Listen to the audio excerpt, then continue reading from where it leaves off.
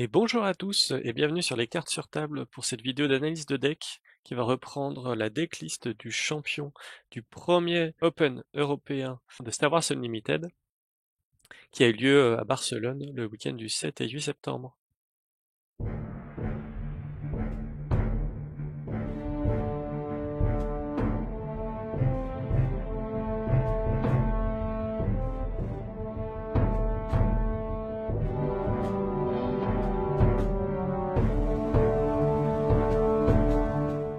First Unlimited European Open est, comme son nom l'indique, le premier tournoi Open européen qui s'est tenu les 7 et 8 septembre à Barcelone lors de l'Intrefest.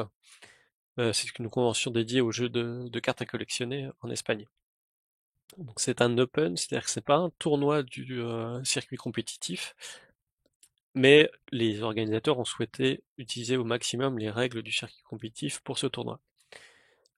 Le tournoi a retenu 257 joueurs dans la compétition, qui s'est déroulé en 8 rondes en BO3 de 55 minutes lors du premier jour, suivi d'un top 64 élimination directe au deuxième jour. Alors, le top 64 est plus élevé que le top officiel pour les tournois de cette importance, mais il a ravi les joueurs d'avoir un jour 2 beaucoup plus compétitif. Donc, la méta du tournoi, sur ces 257 joueurs, on retrouve dans les 4 premières places les Boba Fett, les Sabine, du Han Solo jeune, donc du set 2, des Kira, principalement commandement, en tant que deck contrôle, et le champion qui a gagné le tournoi jouait un Bossk Vigilance, Bossk qui n'était représenté que par 7 decks sur les 257 joueurs.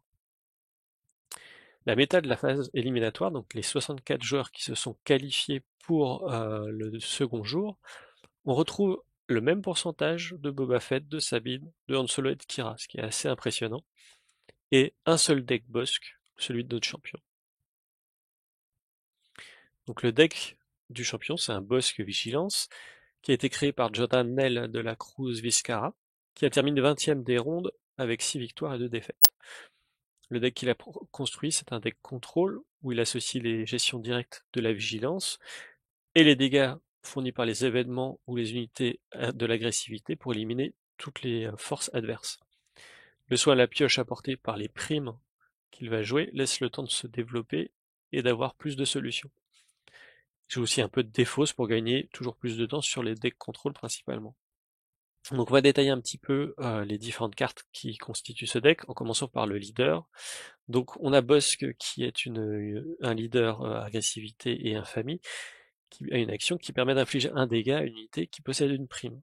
On va voir plus tard dans le deck que le deck comprend plusieurs cartes qui fournissent des primes à l'adversaire, ce qui permettra à la manière d'un Dark Vador, leader, de pinguer un peu les unités adverses pour les éliminer. Mais ce n'est pas le plan de jeu principal, celui-ci étant surtout d'avoir le leader unité déployé pour bénéficier d'une prime doublée, que ce soit pour de la pioche ou du soin, et donc conserver un écart de dégâts entre notre base soignée et la base adverse pour conserver du temps sur la partie. S'associer donc à une base vigilance, une base à 30 points de vie pour valoriser encore plus le soin. Donc, les unités que constitue le deck vont servir surtout à soigner la base, à piocher des cartes, à défendre la base et à gérer les unités adverses. On va commencer par le client, qui est une unité centrale du deck puisqu'il fonctionne autour des primes et que le client permet de fournir une prime récursive pendant toute la partie, tant qu'il est en vie, bien entendu, qui permettra de soigner la base de 5 points de vie si on arrive à éliminer la carte qui possède cette prime. Donc avec un leader déployé, ce soin passe à 10 points de vie.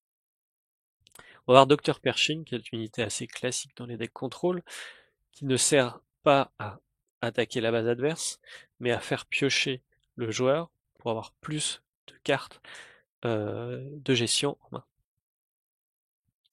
On va voir le lieutenant Shilson, qui est une unité assez puissante si on arrive à révéler 4 cartes vigilantes dans sa main, ce qui répond du coup à la capacité du Dr Pershing de piocher suffisamment de cartes, et donc une unité sentinelle qui défendra excellemment l'arène terrestre. À côté de ça, on va jouer un Empereur Palpatine qui permettra d'éliminer les unités adverses et potentiellement de mettre la pression avec le débordement.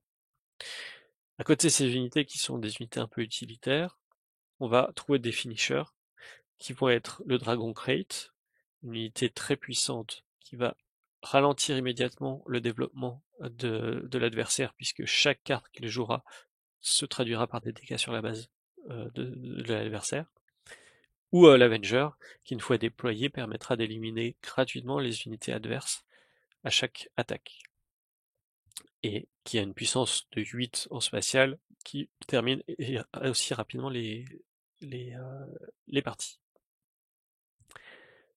Côté événements, comme je l'ai présenté précédemment, on va compter sur les événements de vigilance et d'agressivité pour détruire les unités adverses.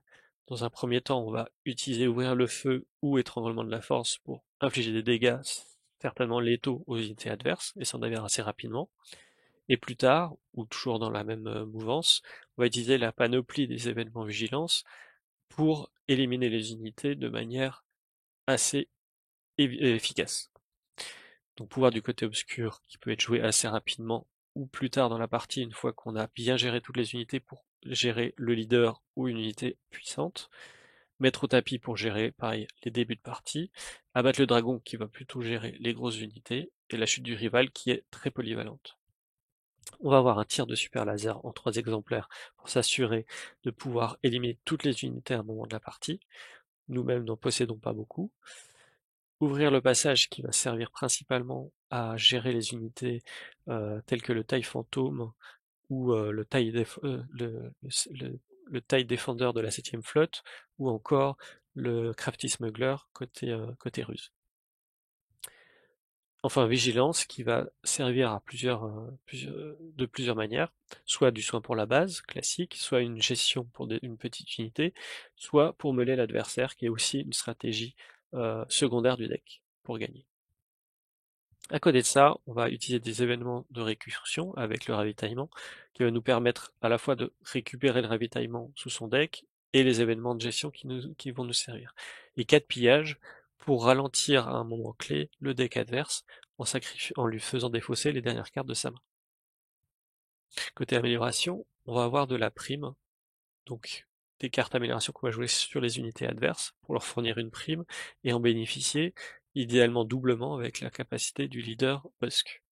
Donc du soin avec cible prioritaire, très utile contre les decks agressifs en début de partie, ou de la pioche avec marqué à mort qui nous permettra de piocher 2 voire 4 cartes si on arrive à doubler pour remplir notre main, bénéficier d'un Shieldsen amélioré ou simplement avoir plus d'options pour gérer les unités adverses.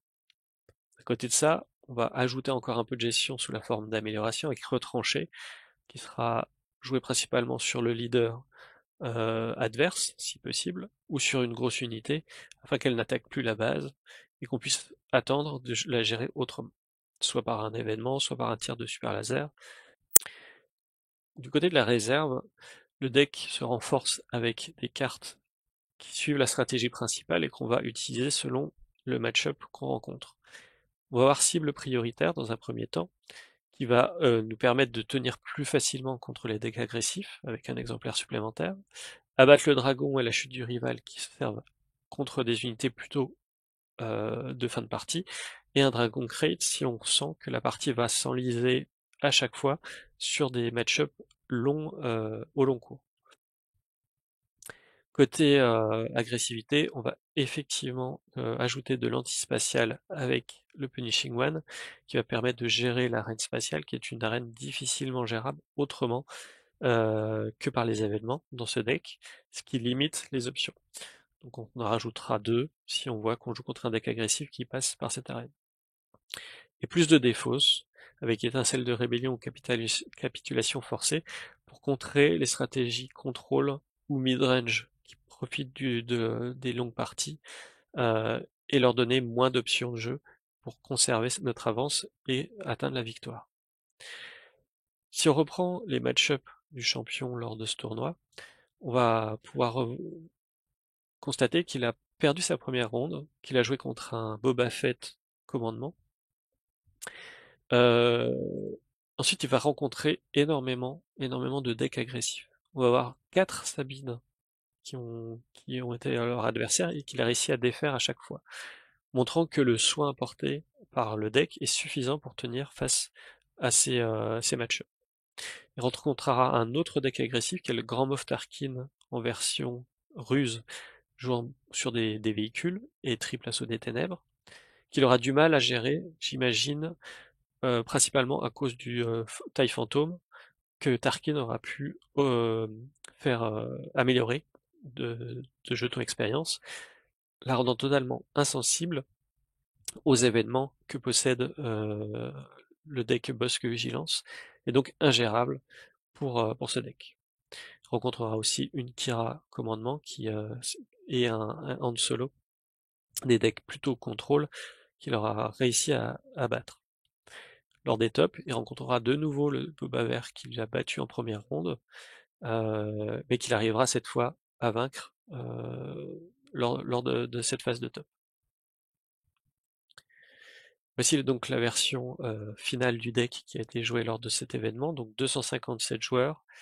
Il a gagné au total 6 rondes pendant les rondes qualificatives et tous ses matchs pendant le top. Donc félicitations à lui. On voit que le deck est assez carré, avec beaucoup de cartes à 3 exemplaires, quelques cartes en 2 exemplaires, euh, de- montrant une stabilité importante du deck.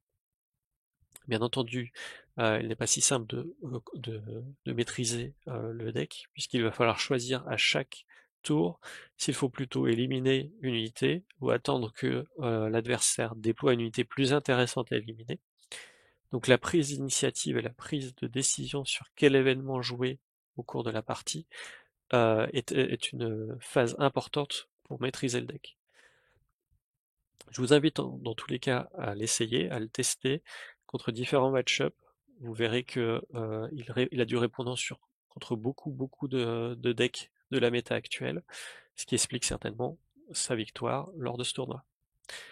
Je vous remercie d'avoir regardé la vidéo, j'espère qu'elle vous a plu. N'hésitez pas à la commenter. À bientôt sur la chaîne des cartes sur table ou autour d'une table.